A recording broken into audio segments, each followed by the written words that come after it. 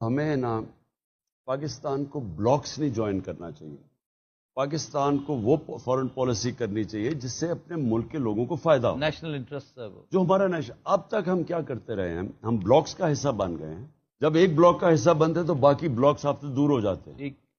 دوسرا مسئلہ یہ ہوتا ہے کہ اگر آپ ان کے اوپر ڈپینڈنٹ ہو جائے, یعنی ان کے بغیر ایسے ہو کہ جس طرح اگر آپ وہ امداد نہ کریں تو آپ گزارا نہ کر سکیں, پھر آپ غلام بن جاتے ہیں.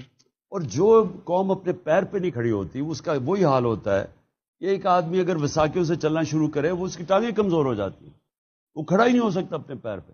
ہم ایڈ لے کے اور قرضے لے کے اور شروع سے بھکاریوں کی طرح اور اپنی فارن پالیسی, ہم دوسروں کی جنگوں میں شرکت کر کے پیسے کے ڈالرز کے لیے ہم نے اپنے آپ کو کمزور کیا اور عزت بھی کھو بیٹھے اپنی.